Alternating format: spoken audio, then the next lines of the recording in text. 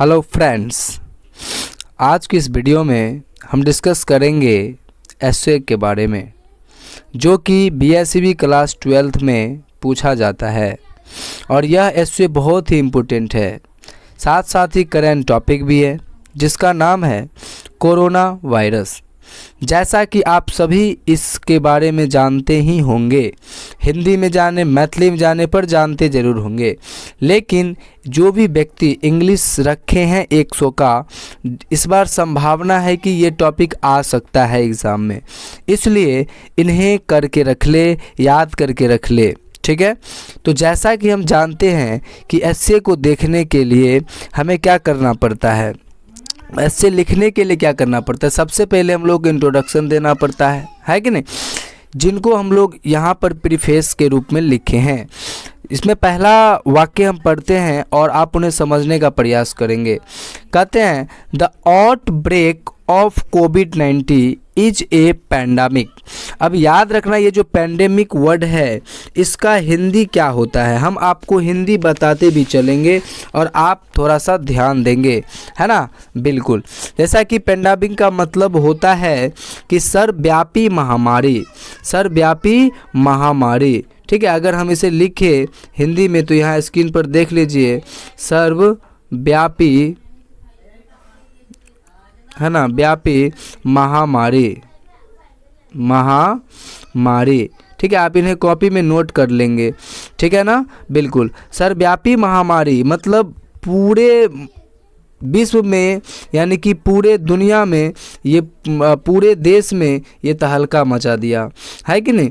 और आउटब्रेक का मतलब होता है प्रकोप। ठीक है, इनका जो प्रकोप था वो सर्वव्यापी महामारी के रूप में था, है ना। बिल्कुल, तो the outbreak of covid is a pandemic, यानी कि आउटब्रेक जो कोविड-19 का था वो सर्वव्यापी महामारी थे। ठीक है, कोविड-19 का प्रकोप जो था वो क्या थे, पैंडेमिक, मतलब सर्वव्यापी महामारी। याद रहे कि ये वर्ड हम इतना फोकस क्यों कर रहे हैं, कारण है कि वर्ड मीनिंग भी पूछ देता है, जिसको कहते हैं हम लोग स्पेलिंग टेस्ट, इसीलिए वर्ड पे फोकस देना पड़ता है। और हो सकता है करंट टॉपिक में से वर्ड करंट वाला दे, तो इनसे भी आप वहाँ पर 1 मार्क आसानी मुद्रा में उठा सकते हैं, इसीलिए ध्यान दे। ठीक है, चलिए आगे बढ़ते हैं। It was first identified during December 2019। आप सभी जानते हैं कि 2019 यानी कि दिसंबर में इन्हें पहचाना गया पहली बार। ठीक है, कि ये क्या है, कोविड-19 है। सो इट्स कॉल्ड कोविड-19, इसीलिए इन्हें कहा जाता है मतलब कोविड-19, जिन्हें हम लोग कोरोना के नाम से भी जानते हैं। ठीक है, ऑल्सो कॉल्ड कोरोना वायरस, जिनको कोरोना वायरस भी कहा जाता है, याद रखेंगे इस बात को। ठीक है, it first spreaded in Wuhan city, है ना, ऑफ चाइना। यहाँ पर वुहान एक सिटी का नाम था जो चाइना में था, वहाँ से ये पहली बार फैला और फैलते फैलते पूरा दुनिया में फैल गया। तो यही लिखा है, now it is cause of a large number of deaths across the world. मतलब अभी यही एक कारण बन चुका है पूरे दुनिया में, जो डेथ की जो संख्या होती है वो काफ़ी ज़्यादा है पूरे दुनिया में। ठीक है, अक्रॉस द वर्ल्ड, पूरे दुनिया में जो है ना डेथ की रेट ज़्यादा है, तो इसका सबसे बड़ा कारण क्या है, कोविड-19 यानी कि कोरोना वायरस। ठीक है, इस बातों को ध्यान रखेंगे। ये था आपका इंट्रोडक्शन और प्रीफेस, जो कहिए कह सकते हैं। आप अपने मन से और भी लिख सकते हैं, लेकिन ध्यान रहे कि हमें 150 से 200 शब्द में लिख लेना है, ताकि आगे की क्वेश्चन भी सोल्व करें। अगर इसी में लटके रह जाएंगे तो फिर आगे टाइम कैसे दे पाएंगे और आपका टाइम फिर मैनेज नहीं हो पाएगा, इसीलिए सब क्वेश्चन टच करना है। ठीक है, मेरा लक्ष्य यही है कि आप सब एकदम से इंग्लिश में अच्छे मार्क्स लाएं। चलिए, अब इन्हीं का दूसरा टॉपिक देखिए, टॉपिक वाइज अगर लिखेंगे ना एग्जाम में तो ऑब्वियसली है कि अच्छा मार्क आपको देगा। ठीक है, जैसे इसमें टॉपिक है प्रीफेस है, फिर सिम्पटम है ना, फिर है आपको प्रिवेंशन ऑफ कोविड-19। तो 3 पॉइंट इसमें डिस्कस करते हैं, 2 पॉइंट और है जो कि हम आगे डिस्कस करेंगे। ठीक है, तो दूसरा पॉइंट है सिम्पटम। सिम्टम का मतलब क्या होता है वो ध्यान दीजिए, यानी कि इसका लक्षण, ठीक है, क्या होता है, लक्षण, ठीक है। हम लोग अगर जाने तो इसका हिंदी क्या होता है, लक्षण, ठीक है। अब ध्यान देने वाली बात है, इसका लक्षण होगा, अगर किन्हीं को कोरोना हो जाता है तो उनको फीवर जैसे हो जाएगा, कफ आने लगेगा, मतलब खोखियाने लगेगा, एंड शॉर्टनेस ऑफ ब्रेथ, यानी कि श्वास जो है वो फट फट फट मतलब जोर जोर से लेगा, मतलब कह सकते हो जल्दी जल्दी लेगा, ठीक है, इस तरीक़ा से। Are some of common symptoms of कोविड-19, ये सब जो है ना कुछ जैसे fever, cough, shortness of breathing, है ना, ये सब जो है ना ये कॉमन लक्षण है किनका, कोविड-19 का। It primarily affects our nervous system, ये सबसे पहले अफेक्ट करता है। देखिए दो तरीके का वर्ड होता है, एक होता है इफेक्ट, ठीक है, EFFECT, और एक होता है अफेक्ट, ठीक है। तो याद रहे इस दोनों में अंतर है। अफेक्ट मतलब जो चीज़ आपको हानि पहुंचाता है, और इफेक्ट मतलब जो आपको लाभ देता है, ठीक है। तो याद रहे इस बातों को कि ये सबसे पहले जो है अफेक्ट करता है किनको, आवर नर्वस सिस्टम, मतलब हमारे नर्वस सिस्टम को, एंड डैमेज इट, और इसे डैमेज भी कर देता है, ठीक है, याद रखनी है इस बात को।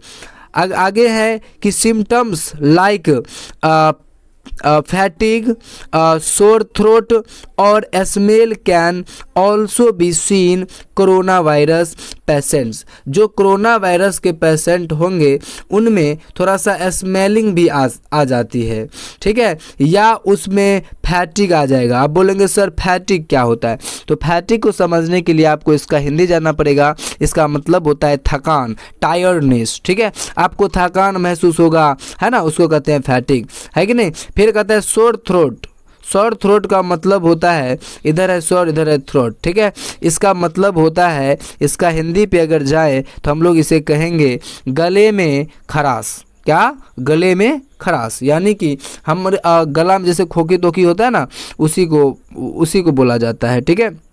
तो अगर सिम्टम्स होगा, जैसे सिम्टम्स होगा फैटिक का, क्या कहते हैं, सोर थ्रोट और smell can also be seen corona virus patient, corona virus के पेशेंट होते हैं उन सब में ये सब लक्षण देखने को मिलते हैं।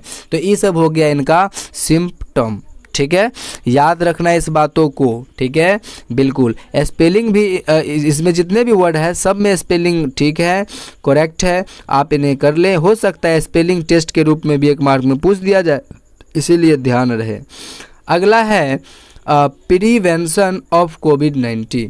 प्रिवेंशन ऑफ कोविड-19 क्या होता है, ध्यान रखना है। प्रिवेंशन का मतलब क्या होती है, ध्यान रखना है, निवारण, है ना, निवारण मतलब इनसे हम लोग कैसे बच सकते हैं, ठीक है। कहते हैं सबसे पहला इसका जो लिखा गया है, लिखे हैं कि wash hand regularly with shop और सैनिटाइज़र, यानी कि सैनिटाइज़र से हम लोगों को अपने हाथ को धोनी चाहिए, प्रतिदिन रेगुलरली धोनी चाहिए, तो हम लोग इसका निवारण हो सकते हैं, इनसे हम लोग बच सकते हैं।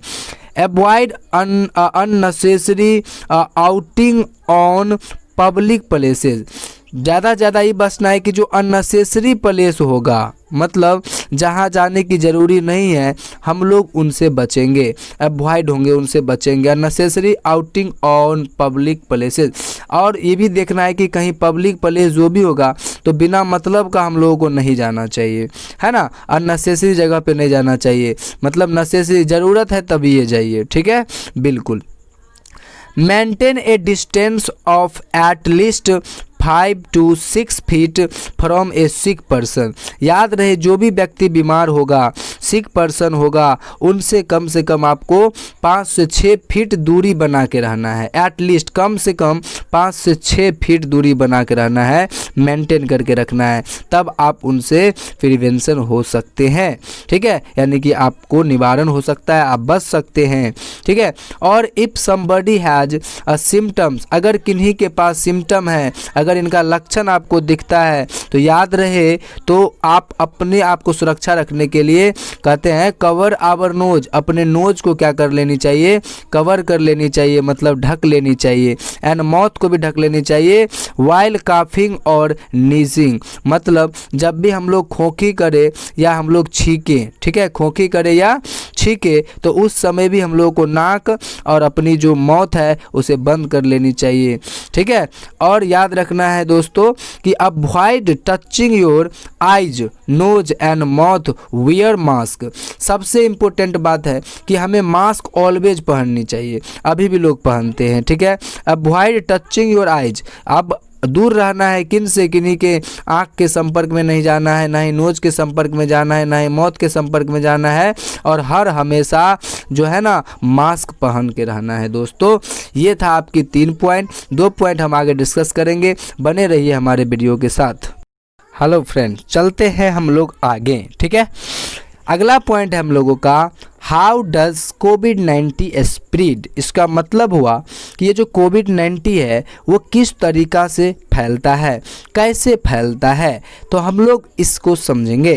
कहते हैं it spreads from a person to another person among those in close contact. आप ध्यान दीजिए, कॉन्टैक्ट का मतलब होता है संपर्क, ठीक है। कहता है इट स्प्रेड्स, ये फैलते हैं एक पर्सन से अनदर पर्सन में, दूसरे पर्सन में, ठीक है।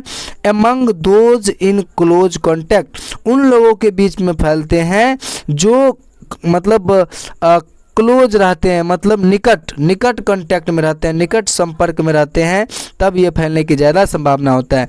कितना निकट, कम से कम निकट होनी चाहिए, विदिन अबाउट 6 फीट और 2 मीटर्स, मतलब 6 फीट होना चाहिए या 2 मीटर्स। अगर इन सब के क्लोज में रहते हैं तो आपको कोविड-19 जो है वो होने की संभावना हो जाती है। और कोविड-19 ऐसे ही फैलते हैं कि अगर आप रहते हैं संपर्क में, अगर इतना दूरी से कम रहते हैं या इतना दूरी तक रहते हैं 6 फीट 2 मीटर्स, तो आपको होने की संभावना हो जाती है। इसीलिए 6 फीट और 2 मीटर से ज़्यादा दूरी बना कर रहे एक दूसरे से, ठीक है।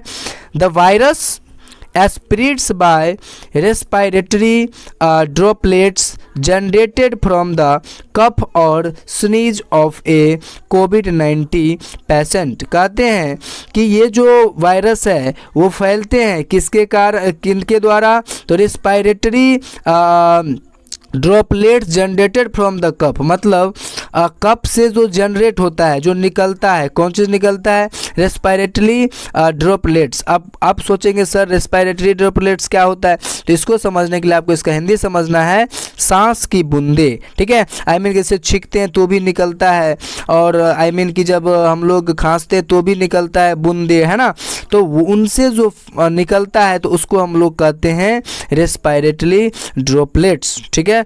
वो भी अगर किसी के शरीर पर पड़ जाता है या किसी के संपर्क में रहता है, उनको पड़ जाता है, तो आप उन्हें भी होने की संभावना हो जाती है, जिसके कारण वो फैलता है, ठीक है।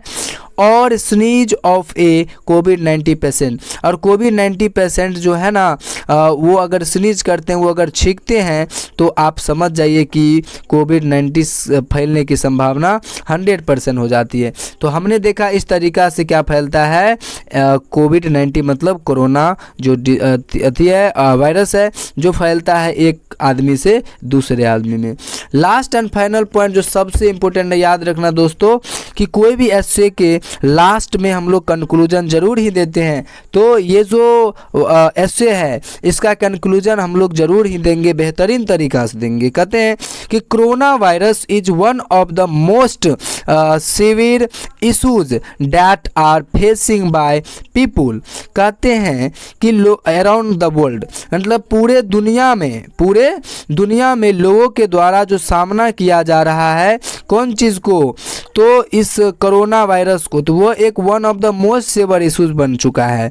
कहने का मतलब, सेवर इशूज़ का मतलब होता है कि गंभीर मुद्दा बन चुका है सब लोगों के द्वारा, ठीक है, सब लोगों के लिए, लोगों के द्वारा, है ना, जो कहिए सब यहाँ पर ठीक ही है। यानी कि corona virus one of the most severe issues, यह एक मतलब कह सकते हैं कि गंभीर मुद्दा में से, मतलब जो भी गंभीर मुद्दे होते हैं उसमें से एक मुद्दा ये भी है, कौन चीज़, कोरोना वायरस, जो लोगों के द्वारा क्या किया जाता है, फेस किया जाता है, ठीक है, फेसिंग किया जाता है अराउंड द वर्ल्ड, पूरे दुनिया में, ठीक है। It is necessary that we come out of this situation as early as possible.